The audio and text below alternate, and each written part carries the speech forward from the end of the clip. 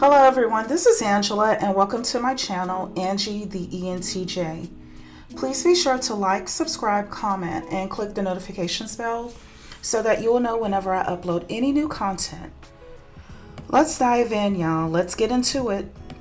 So today, I will be attempting to bring a dollar amount to the true cost of a deadbeat within a community, especially when he becomes a father. This is in light of the situation that happened at the University of Virginia in Charlottesville, where a student named Christopher Darnell Jones Jr., who also goes by the name as Chris Jones, he allegedly shot 5 of his fellow classmates and unfortunately toe tagged 3 of them. Before I go any further, I would first like to extend my deepest and heartfelt condolences to the families and loved ones of Devin Chandler, Lavelle Davis Jr., and Deshaun Perry. I would also like to send prayers and well wishes to the 2 unnamed survivors for their speedy recovery, as well as to those who either witnessed the situation or were otherwise impacted by this devastating event. So, a bit of a disclaimer here. On this channel, we discuss some mature topics, even if it's uncomfortable to talk about them. Most of us are adults, or we're at least mature enough to understand that the truth can sometimes be uncomfortable to ingest. You understand? So, the goal on this channel is to confront the topic. It is not my goal to make someone feel uncomfortable. However, given the sensitivity of this subject matter, I invite anyone who is easily offended to just go ahead and sit this video out. In other words, tune in at another time. For those of you who are still here, I thank you. And now let's watch the news video. Let's watch this news clip, and then I'll come back with my commentary. Earlier, we had mentioned that police have named 22-year-old Christopher Darnell Jones as the alleged shooter in this incident. He was arrested in Henrico this morning, and he grew up attending school there as well as in Richmond and Petersburg. And tonight, his father tells us he wants to apologize to the victims' families. Our senior reporter Wayne Koval spoke with Chris Jones Sr. and joins us now live from Petersburg High School with his reaction to that. Wayne? Well, Bill, Chris Jones spent his senior year in high school living in Petersburg. Since 2017, while not attending college at UVA, Jones was living here in Petersburg with his father and grandmother in an apartment. Now, this afternoon, I had a chance to speak with his dad about his son and about what has happened. My hearts go out to their family. I don't know what to say. Except I'm sorry on his behalf, and I apologize. For Chris Jones Sr., there was a phone call early Monday morning from police. I couldn't believe it was my son. It's been about a month since Jones saw his son, who came home to do laundry, and during a conversation with his dad, he was real paranoid when I talked to him about something. He wouldn't tell me everything. What his dad says the younger Jones did tell him. He said some people was picking on him or whatever. He didn't know how to handle it. I just told him, no, just go to school. Don't pay him no mind. Do what you got to do. Come on, you only had 1 more year. The younger Jones came to Petersburg for his senior year in high school, having bounced around Richmond and Henrico County. That year saw him play football for the Crimson Wave. Jones would also win an award for scholastic achievement, make the National Honor Society, and is accepted at the University of Virginia. But a Richmond Times-Dispatch newspaper article during the time Jones was graduating high school paints a picture of someone who for years got into fights at school, faced multiple suspensions, and had a tough time accepting the fact his dad had left the family. You see, me and his mother, we were separated when he was 5. That was out of his life for 11 years. Now his dad, like others, looking for answers. What happened? What happened? Why did it have to get this far? He could have called me. Chris Jones Sr. tells me he's not had the opportunity to speak with his son, but is hoping that will happen soon. Now, several people I spoke with who know Chris Jones Jr. personally says he has had a complicated background and that at times has made the wrong choices. Now, coming.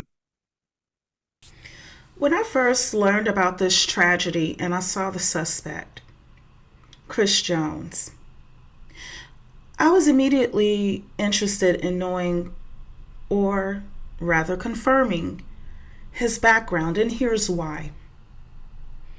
I was curious to know what would possess someone who is within a few years or less of a six-figure salary or more, 6 figures or more. What would possess someone who has an entire world filled with opportunities at his fingertips to use those very same fingers to throw it all away in a matter of seconds? Was he prescribed medications and for whatever the reason did not take them? Did he have untreated PTSD from fighting in Afghanistan and, he just had a bad day and created multiple tragedies? Was it something unusual that caused him to shoot 5 people and take the lives of 3 of them? Or was it what I suspected? Was there a deficiency in his childhood that created the equivalent of a hand grenade that was ready to be thrown towards the community at large at any given moment? Was there a deficiency in his childhood where he was busy beating up other people? Was there a deficiency in his childhood that showed up as him being a child that was beating up other people's children and creating doctor bills for their parents? Was there a deficiency in his childhood that resulted in him being unable to know how to properly manage frustration? And the only thing that he knew how to do was to act out as if he was a 2-year-old holding a weapon? Or was it something different? Predictably, all of this can be traced back to his childhood. It can be traced back to the neglect of a deadbeat. See, when it comes to boys, only a man can cultivate a boy into manhood. A woman, no matter how devoted of a mother, grandmother, or aunt she may be, she is helpless to raise a boy into adulthood without the influence of his father or a father figure. When a mother is abandoned to fend for herself and her children, especially when she is tasked with raising a boy into adulthood without his father, most times her efforts will be futile. This is because this tragedy is just one of many thousands of examples of how a father's neglect will lead to a community crisis. Now, I'm not here to add more shame to his father, Christopher Darnell Jones Sr., who stated that he left when his son was 5 years old. After all, he's already feeling the sting of humiliation and embarrassment while standing in front of international news cameras and basically admitting to being a deadbeat dad. He already shared how he abandoned a then 5-year-old Chris Jones Jr. with his mother and left them to fend for themselves for 11 years. I have nothing to gain from adding more to what he's already facing. So in this video, I wanted to explore the financial impact of this one singular tragedy that is currently trending in the news, as a way of giving a glimpse into the true amount of devastation that these violent incidents create within Blackistan, because there are so many that never make the news. My commentary within this video is intended to provide a living example of behaviors that are common with many of the men in his demographic within Blackistan. It is not intended to be a personal attack towards Christopher Darnell Jones Sr. I feel that there is some value in fully understanding the true price of deadbeat men, especially when they become fathers.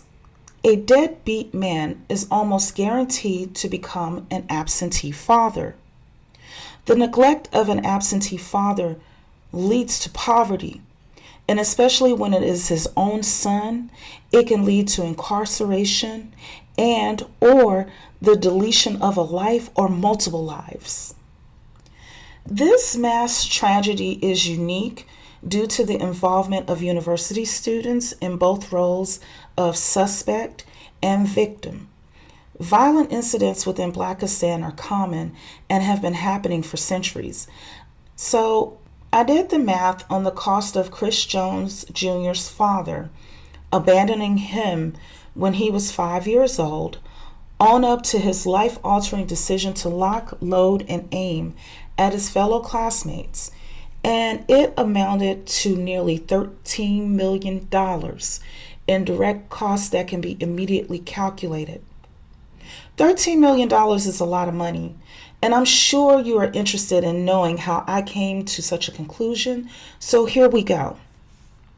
First, let's get into Chris Jones Jr. This is the suspect in the university incident, and how for 11 years someone had to feed, clothe, shelter, educate, transport, provide medical and dental attention for him, and so on.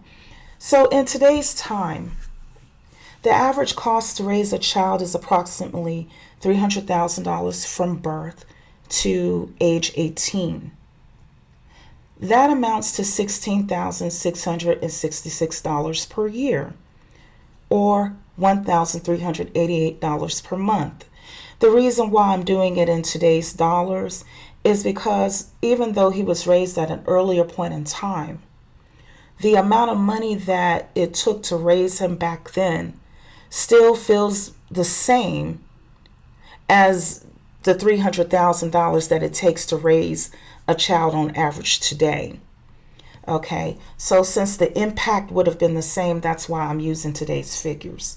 Okay, so the dad said that he left his son when he was 5, and that for 11 years,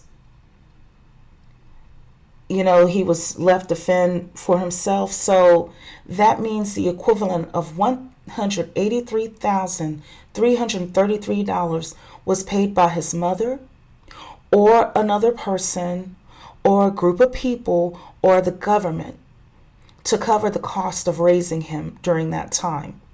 So now Chris Jones took out the lives of 3 of his fellow classmates, whose parents also paid the equivalent of $300,000 apiece to raise them from the time that they were born until the time they graduated high school. I didn't even factor in the amount of money that they may have been parceling out, when they enter into college, because many parents of college students will tell you that they're still giving money to their children to help them out as they navigate college. So let's just keep it simple and focus on the amount of money that it costs to raise them from the time that they were born to the time that they turned 18 years old. So that's $300,000 each. We multiply that figure by 3, and that gives us $900,000. So let me add that to the $183,333 that his dad did not pay. And so far we are at $1.083 million.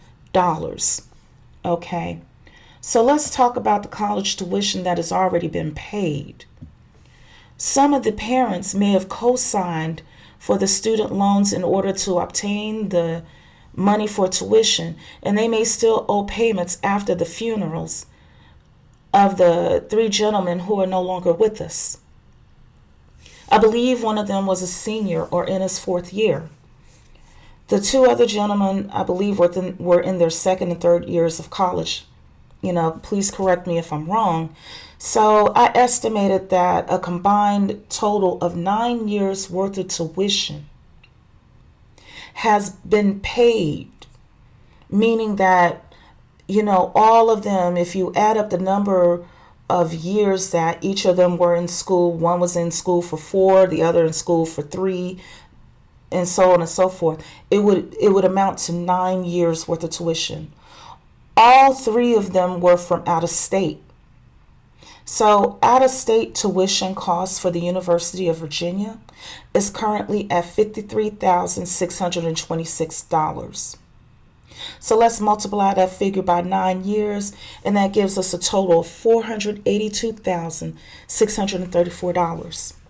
When we add that to the $1.083 million, now we're up to $1,565,634 so far as the cost that can be associated with a deadbeat dad. Okay? Now let's go on and talk about the funerals and the costs that will be associated with them. So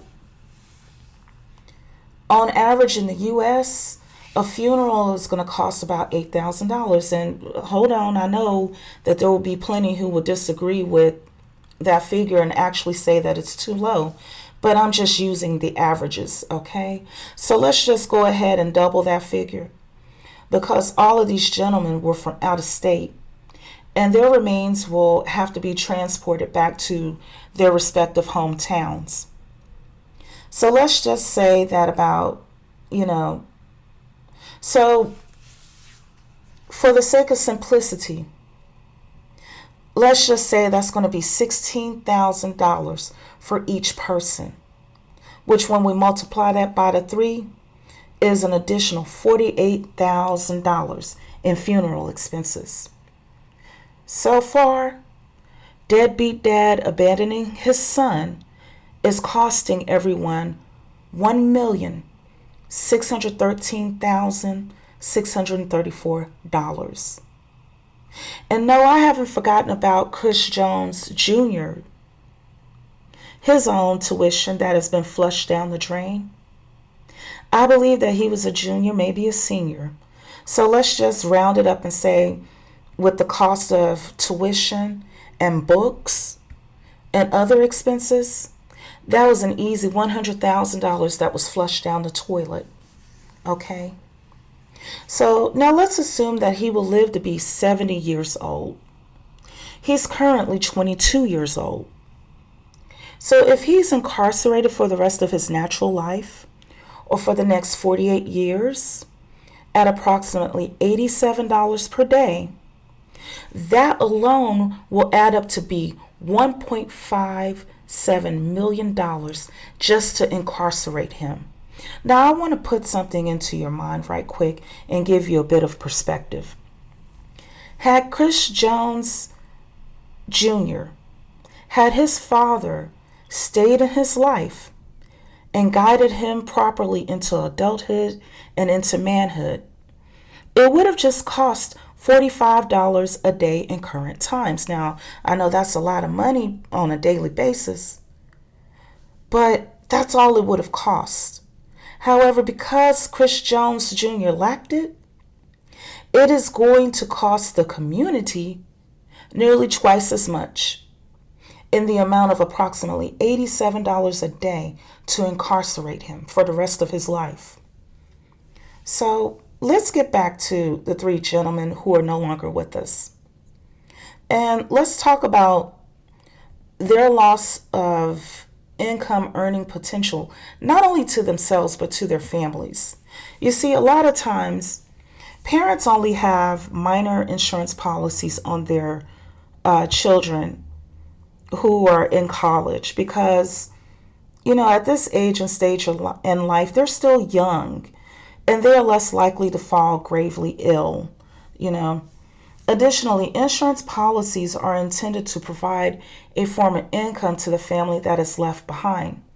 Well, unless they were each earning an income, which is least likely considering that they were still university students, chances are high they will not have a substantial insurance policy.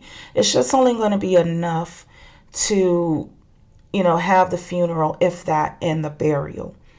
And this leads me to the next devastating loss, which is the loss of income earning potential. So let's assume that each of these gentlemen, had they lived to graduate college, had they lived to earn about $100,000 per year in their career of choice, had they worked for 30 years until they retired, this means that each of them would have earned $3 million in their lifetime.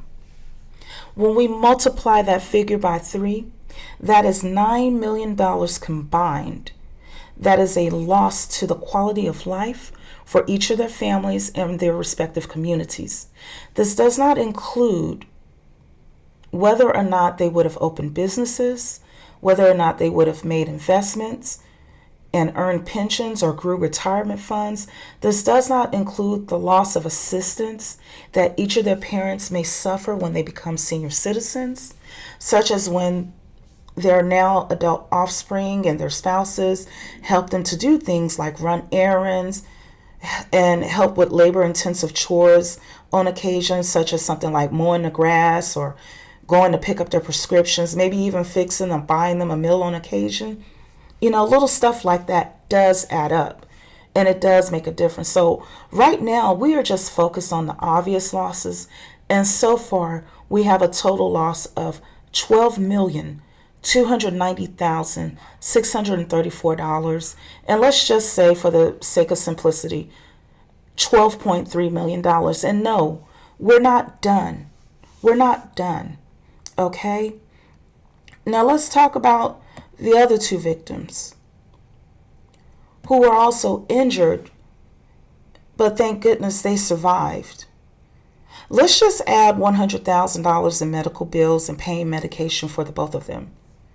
I'm sure it could be quite a bit more depending on their hospital stay and the extent of their injuries. Now, let's add in crisis counseling at $150 per session on average for the witnesses of this incident, or however many other students and faculty. And let's assume that they each will need 6 sessions, and this impact may affect about 200 students, because we're not only talking about the people who were on the bus at the time when this happened, we're talking about people that were friends to these gentlemen. Okay? So they may need to have intense counseling, and that is going to cost the university about $180,000, just to name a figure. Okay? Other financial impacts include the amount of effort from the law enforcement to, first of all, respond to the incident when it occurred, and also first responders, such as the firefighters, such as the ambulance or the paramedics. The amount that went into responding to the incident in and of itself. Now add to the dollar amount that had to be paid to the agents and different law enforcement to go and do a manhunt to find Chris Jones Jr. Okay, that dollar amount, I'm certain, numbered into the tens of thousands of dollars, if not the hundreds of thousands of dollars. Okay. Additionally, the financial impact to the University of Virginia itself, which happens to be situated in Charlottesville, Virginia. And this was a place where major protests took place, where people were injured and toe tagged not even 5 years ago. See, the financial impact to the university alone will be in the form of an enrollment decline, which will number in the hundreds of thousands, if not the millions of dollars, very easily. I can guarantee that at least some of the current students who have well-off parents especially may be enrolling in other universities for the next semester.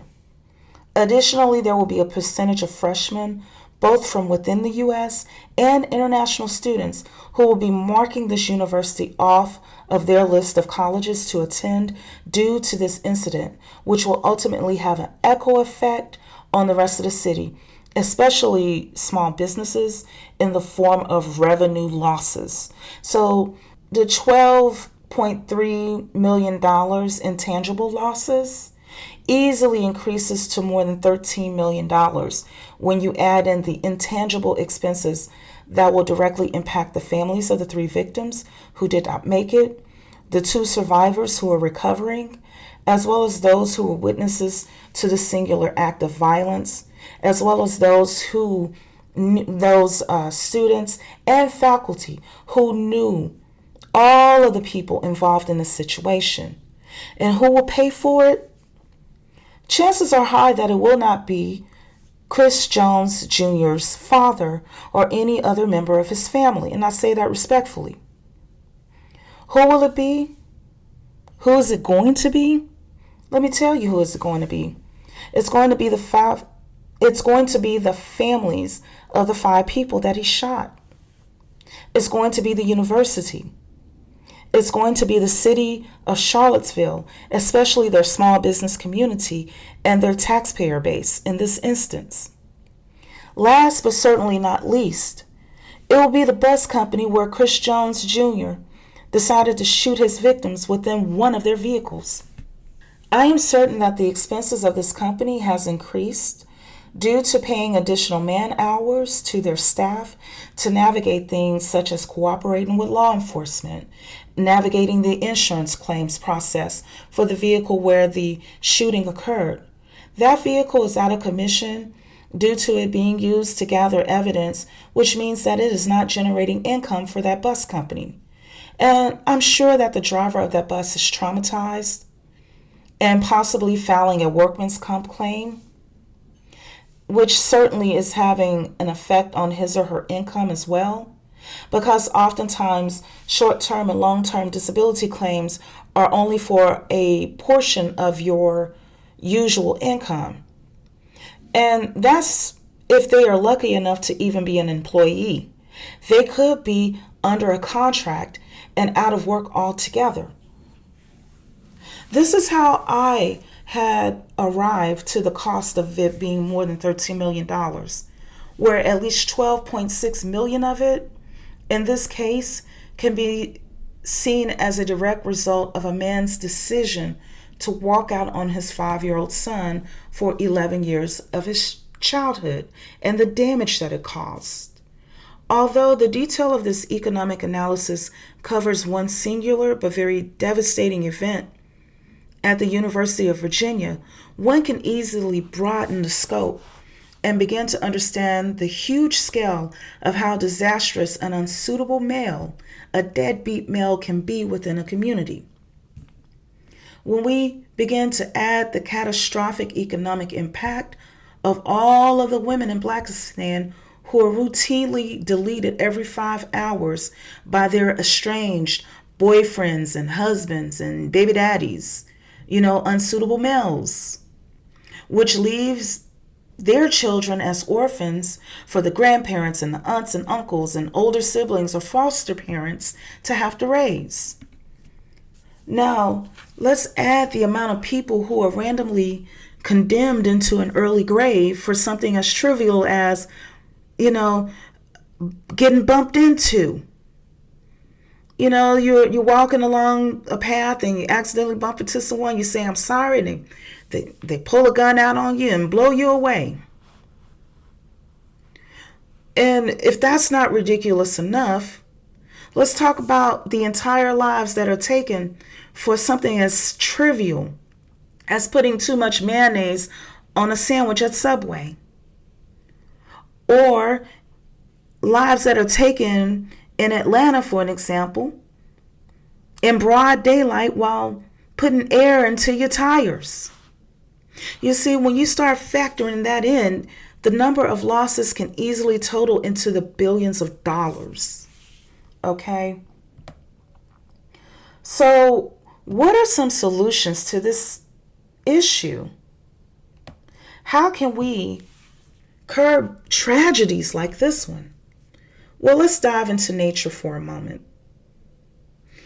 and see how nature deals with unsuitable males. Let's take a look at the peacock mating rituals for a moment.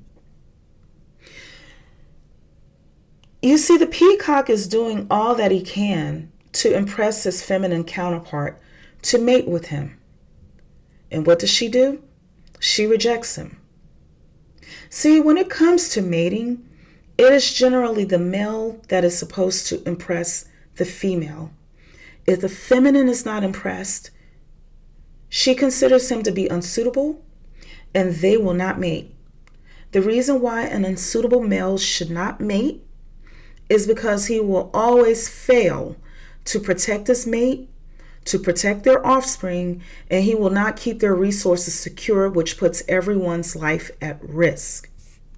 You see, the feminine in this instance is not saying, he's a nice peacock. It's okay if he does not have enough feathers and one of his wings are broken. I will love him as he is anyway. No. She just takes one look at him, and if he's not perfect in her eyes, she simply rejects him. You see, the feminine of most species, including human beings, have a built-in rejection button for this reason. If she notices that anything is off with the masculine, it is an automatic rejection. The problem with girls and women is that dogma about who is or what is considered the ideal feminine has repressed our rejection instincts for centuries, and it was done by force. Okay, we have been told to be nice, to tolerate behaviors in a mate that if we had been left in our purely natural state, we would not have given him any consideration at all. When he lacks the ability to provide resources, to protect his family, and to produce opportunities in his community, just like the feminine peacock, or rather she's known as a peahen, but you get what I'm saying. Just as the feminine counterpart of the peacock, a woman should just hit her reject button and gracefully walk away. Particularly in Blackistan, the girls and women are often left vulnerable, which gives the unsuitable males the ability to mate because there is a lack of protection. Real men who are in tune with their masculinity agree with what I have just said, and oftentimes they are able to even add their own observations as well. So if you are a girl or a woman who is listening to this, you need to embrace your raw femininity. And don't be afraid to tap into your internal rejection instinct. Nature put it there within you for a reason. Do not feel guilty whenever an unsuitable male comes into your presence, attempting to get you to lower your guard and lower your standards. If you are a boy or a man listening to this and you care about your female relatives, the girls and women of your family, okay, encourage them to tap into their rejection instinct. Whenever a black woman is toe tagged every 5 hours, it is her brothers, her cousins, her uncles, men from her community, the men who were close to her and cared about her, okay, who are digging her grave and carrying her casket. After a dusty decided to send her and sometimes their children and even innocent bystanders to meet their maker.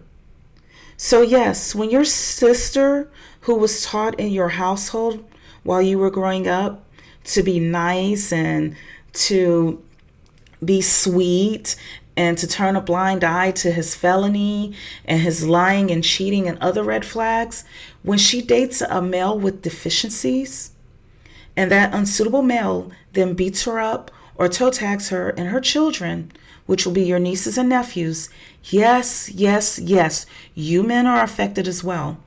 Some of you men have had to carry the caskets of your sisters, of your nieces and cousins, because an unsuitable male put her in that box.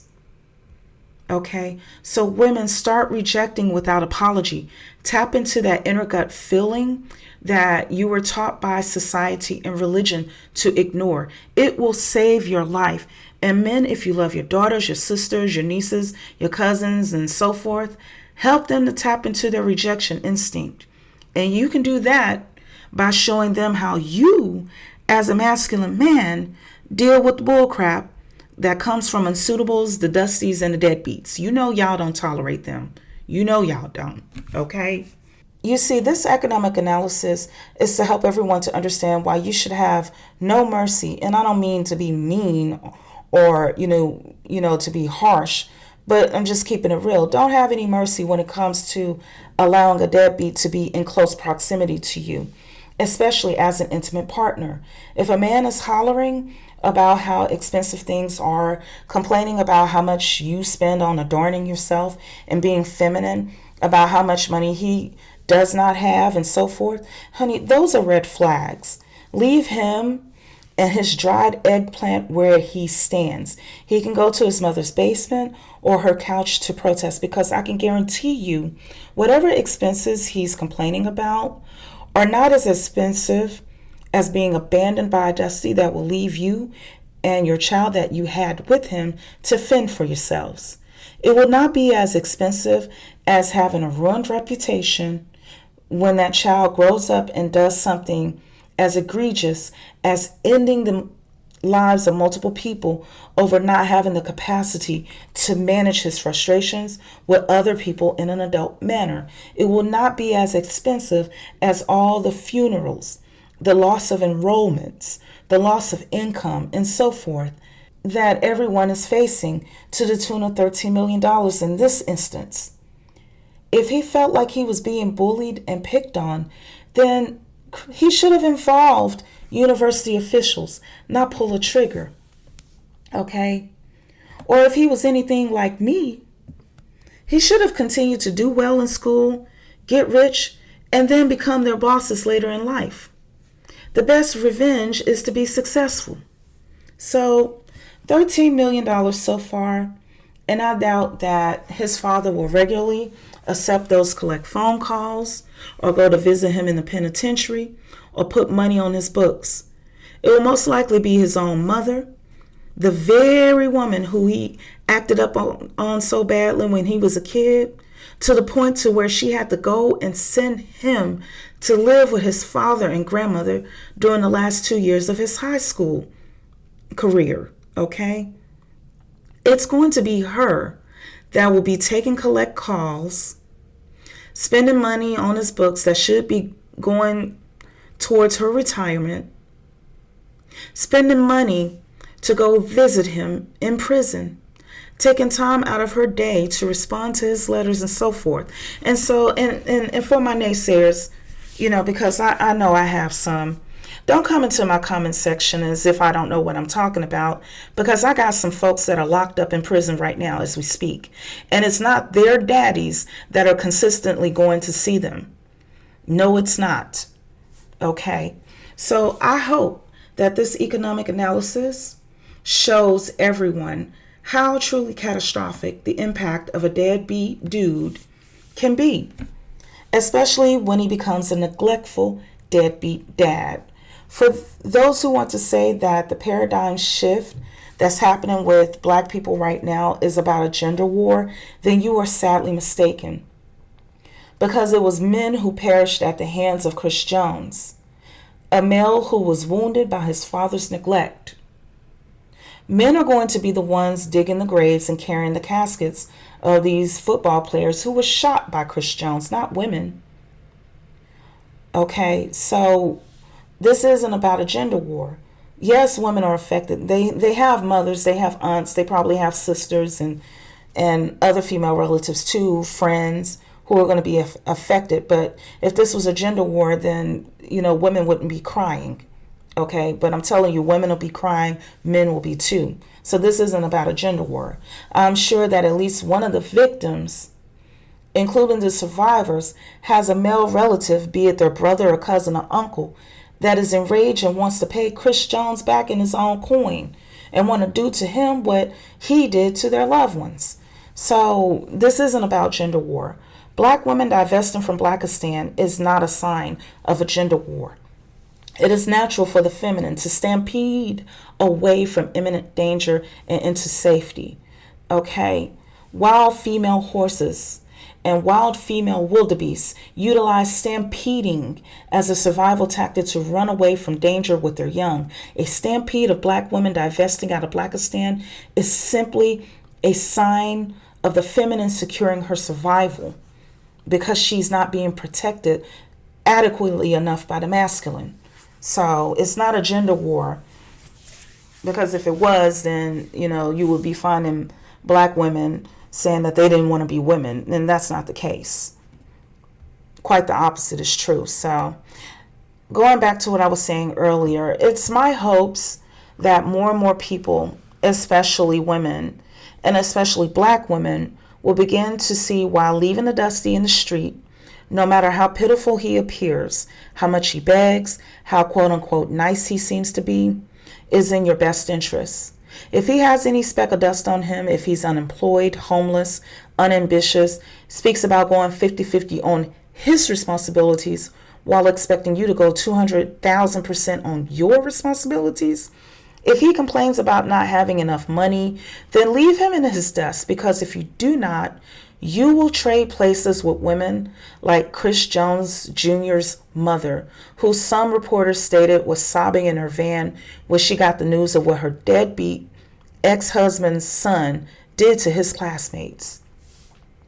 Listen, if a man shows any sign of being a deadbeat or a dusty, leave him in his tent beneath his underpass. Okay?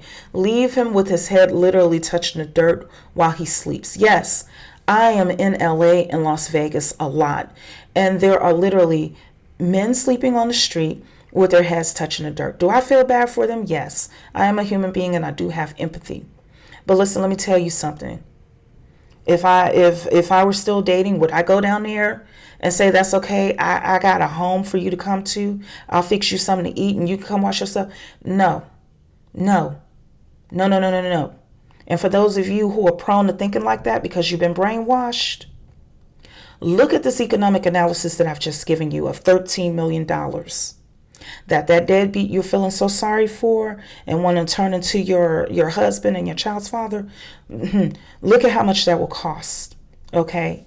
So what I'm telling you to do, I'm not blaming you. I know that a lot of women have been brainwashed, and the brainwashing was done so by unsuitable males to keep you vulnerable so that they can continue to take advantage of you. I'm here to wake you up. Leave them living with their mamas and sleeping on their couches in their basements. Leave them there. Leave them in the halfway houses. Leave them in the shelters. Leave them in Blackistan. A man does not need the comfort of a woman's punana in order to survive. He doesn't need a woman's affection in order to survive. All he needs is food, water, clothing, and shelter. And there are organizations that can help him to get all of that. There are organizations that can help him to find a job and help him with resources to get on his feet. Okay? There's absolutely nothing a woman can do to nurture a boy or a man into accepting masculinity. That can only come from within him. And only other men can challenge him to embrace being a man correctly. Men, please stop feeding your female relatives narratives about them being nice and putting up with bullcrap for the sake of social or religious acceptance, because that's how you end up becoming a pallbearer and raising your nieces and nephews. Okay? So that's all I have for now. Please be sure to like, subscribe, comment, and click the notifications bell so that you'll know whenever I upload any new content. Take care until next time.